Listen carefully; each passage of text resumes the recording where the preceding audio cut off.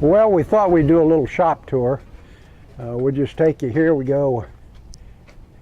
There's all the important information right there on the front door. We just thought we'd do a little shop tour similar to what we did in the prototype shop we've got at the house. As you come in the door, this is our assembly area, shipping area up here. And there's a partial stock inventory, keep some of it in the back. Assembly tables. There's our hardware on both sides of this table. We got,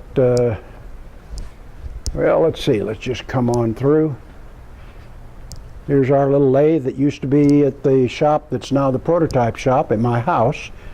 We brought it in because we don't do a lot of engine lathe work, and we brought the old Max Mill, which is a Bridgeport ripoff from years ago. It's a good little machine, 3-axis readout on it, and we brought that in from the garage shop as well. This is the Tormac lathe. It's a nice little lathe, surprisingly good little lathe. It's certainly not in the same category as a Haas or some of the other Morsikis, that kind of thing. But it's slow, but it does repetitive work. We run back here. We've got a air collet that's triggered by the computer, so we can put stock in there and it auto advances against a stop. Here's our well, it's actually a puller. There's the puller right there. Grabs hold of the material, pulls it out. Those come in different sizes. And then here's the new beast. It's a VF4. I'll back up a little bit so you can see if I can't avoid tripping over Greg here. It's a VF4 Haas with a high-speed spindle. It's got a 15,000 RPM spindle. It's about 6 months old now, maybe 5. Here's some work rests and that were, pardon? Attachment bars. My son. Right there. There he is. Okay. He'll cut that out probably. Some attachment bars we're making. There's some raw stock right there. At this point we're making the attachment bars in 2 vices. We just added a fourth axis that's sitting off of the table, so we haven't lost any of our table travel, and we put a new tooling plate on it. We just did that a couple of weeks ago. Something I've been going to do for a long time, I just haven't gotten around to it. Most of these parts that we're working on several sides, we're going to be running in the 4th axis. Right now we haven't got a program, so we can't do it. This machine has got through the spindle coolant, but that's an air mist, so that we want to video parts being machined instead of having that solid stream coolant, which when it's flowing it just explodes. You can't see a thing. It's an air actuated tool changer, and you can see a tool hanging there because we've got no air to pull it up or drop it down. At any rate, that's the new VF4. It's got a chip extractor or basket.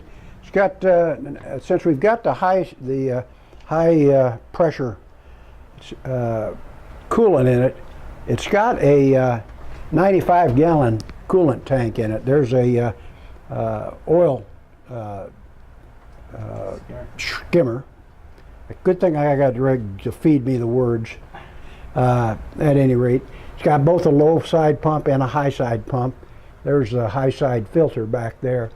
It's capable of producing 1,000 pounds per square inch, so we can take a 1/4 inch drill bit and blow it through 3 inches of aluminum in about 1.7 seconds. So when you got that through the coolant, especially on drills, it just makes an amazing difference in time, speed and time. This has a probe. We put a new probe on the TM2P so that the two machines would take the same program, so it make them somewhat interchangeable outside of the spindle feeds.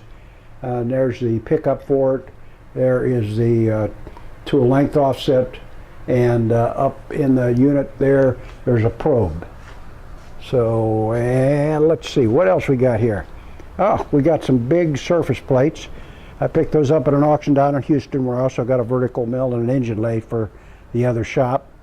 And we got some real nice stuff out of that auction. A little kitchen area here.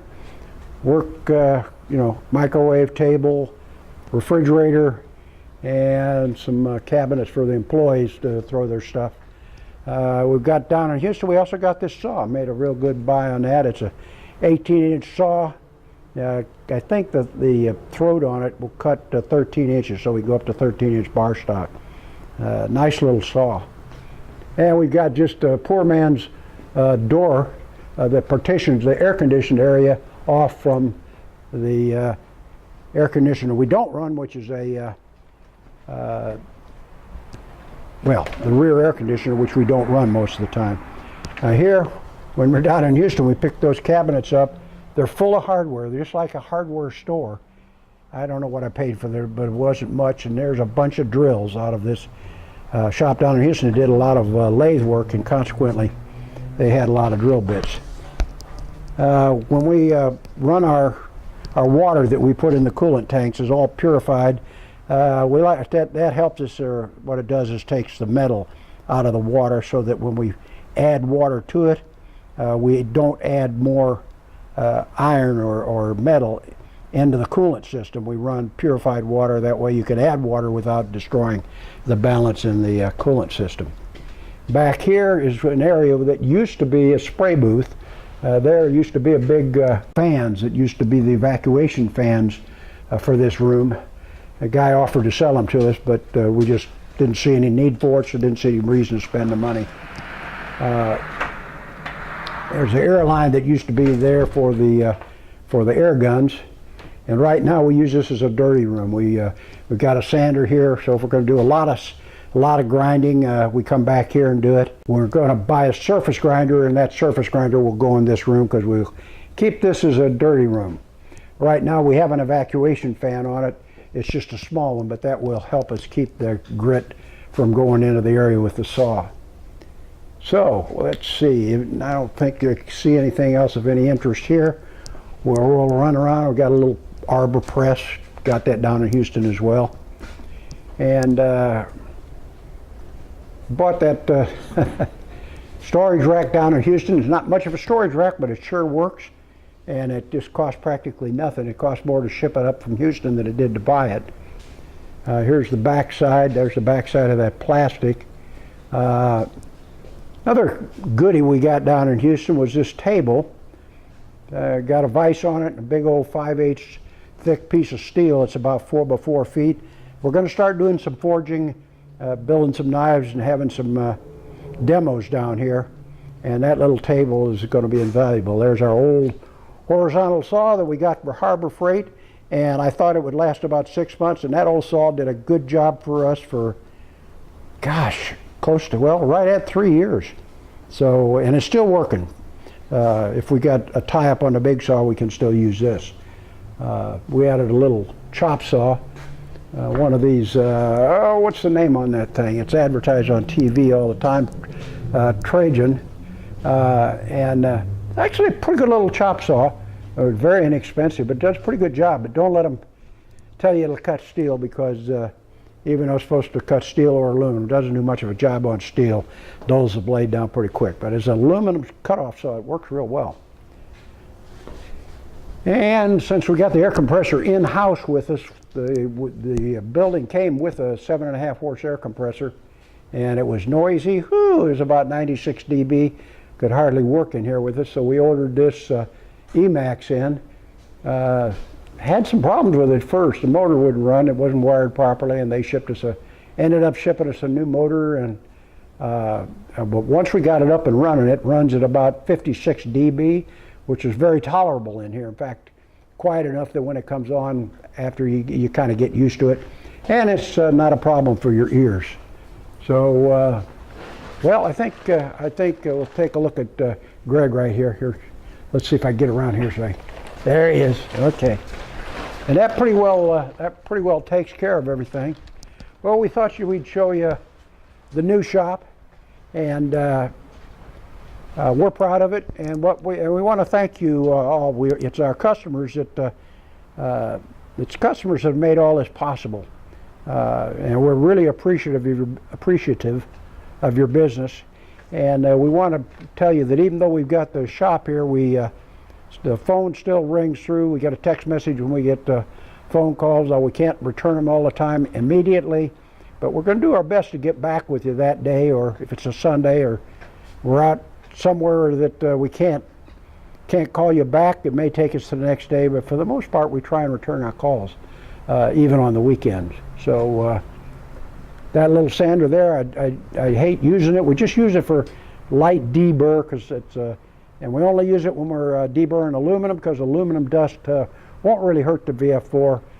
If we're deburring steel, we run into the back room, because that's steel grit over time.